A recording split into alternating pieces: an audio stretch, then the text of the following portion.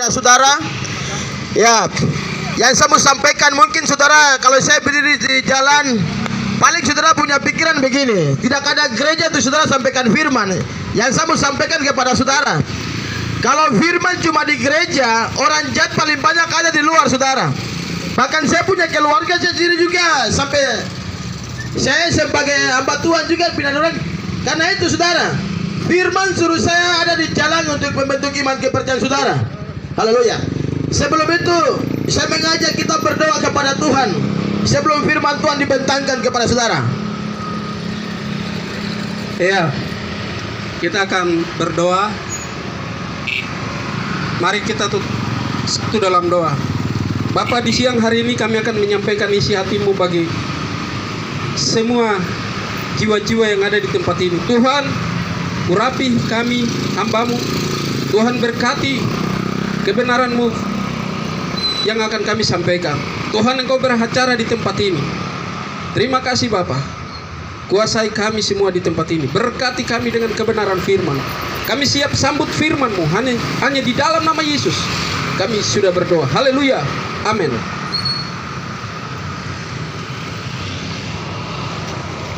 Ya, baik, puji Tuhan. Saudara yang diberkati oleh Tuhan kita Yesus Kristus,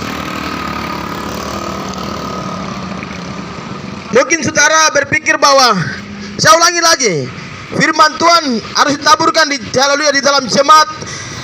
Tetapi firman Tuhan di siang hari ini kenapa harus dibentangkan di jalan? Sebab Amsal 1 ayat 20 berkata sampai 21, firman Tuhan harus ditabur di jalan-jalan, di lorong-lorong, di lapangan-lapangan. Ingat, berbicara di lorong-lorong itu berbicara tentang saya dengan saudara yang belum mengenal Injil Kristus. Karena itu firman Tuhan datang kepada saya dengan saudara supaya hidup kita dibentuk dan dibenahi oleh Injil Allah. Saudara, saya akan bagikan firman Tuhan kepada saudara. Haleluya. Amin, amin. Di dalam kitab Efesus pasal 2 ayat 1, 3, dan kita akan lewat di ayat yang ke-8 dan ke-9.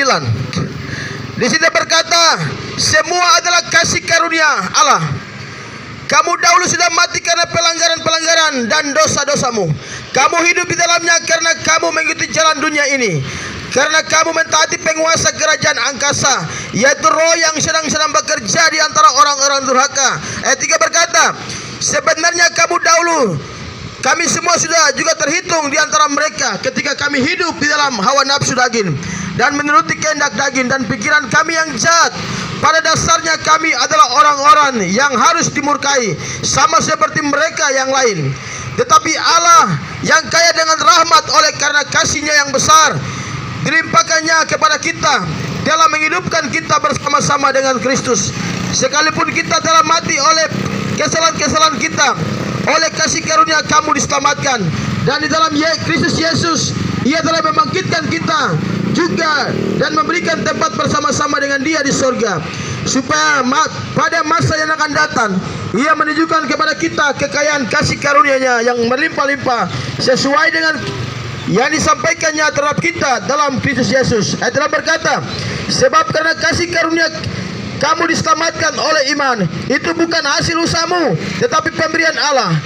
Itulah bukanlah hasil pekerjaanmu. Jangan ada orang yang memegahkan diri. Jadi firman Tuhan di siang hari ini sangat jelas kepada saudara. Kalau kita hari ini bilang bahwa Manokwari kota Injil, tetapi kehidupan manusia tidak sesuai dengan Injil, saudara. Amin. Kita lihat 1855 Injil masuk di Papua, khususnya Manokwari. Sampai di tahun 2023 genap 168 tahun toh orang Papua sampai saat ini masih baku iri hati. Haleluya, masih simpan dendam terhadap tetangga. Kalau hari firman Tuhan datang kepada saudara, menegur saudara, haleluya, melihat kehidupan hidup saudara, ingat di dalam haleluya Wahyu pasal 3 ayat 19 berkata, barang siapa ku kasih ia ku tegur dan ku hajar. Amin. Amin, amin. Ini firman Tuhan saudara. Haleluya. Amsal berkata di dalam 13, Amsal 13 ayat 13 berkata, barang siapa meremehkan firman dia akan menanggung akibatnya. Haleluya. Amin, amin. Kalau kita bilang kita adalah anak-anak kota Injil, mari kita buktikan Manokwari kota Injil. Haleluya. Amin, betul, betul. Saudara, firman Tuhan datang kepada saya dengan saudara. Kalau bukan Tuhan yang mengawal kota, maka sia-sialah orang yang mengawal. Haleluya. Kalau bukan Tuhan yang membangun, maka sia-sialah orang yang membangun. Ingat. Haleluya. Kita buat sesuatu. Haleluya. Kita buat sesuatu di dunia ini, kita harus butuh Tuhan, saudara. Karena kekuatan manusia terbatas. Haleluya. Karena manusia terbatas, manusia tidak kekal di dunia. Haleluya. Saudara yang diberkati Tuhan. Kadang-kadang firman Tuhan disampaikan di jalan. Kadang-kadang orang bilang kamu seperti orang gila. Saya mau sampaikan untuk saudara, jangan kita gila karena orang punya istri. Jangan kita gila karena orang punya harta. Jangan kita gila karena keuangan orang lain. Tetapi kita gila karena Yesus. Karena Yesus datang untuk menyelamatkan yang hilang. Yesus menyelamatkan saya dan saudara. Sebab dalam Yohanes pasal 3:16, karena begitu besar kasih Allah akan dunia ini, saya dengan saudara diselamatkan. Amin, amin. Haleluya. Amin, amin. Ini firman Tuhan datang kepada saudara. Kalau saudara hari ini datang, ya, datang berjumpa dengan Yesus, saya percaya segala bebanmu dibebaskan oleh Tuhan. Alkitab berkata, haleluya, marilah semua yang letih lesu dan berbeban berat, Yesus akan memberikan, haleluya, Yesus akan memberikan kebebasan bagi saudara. Yang saya mau sampaikan, kau punya suami bisa mengecewakan saudara. Haleluya.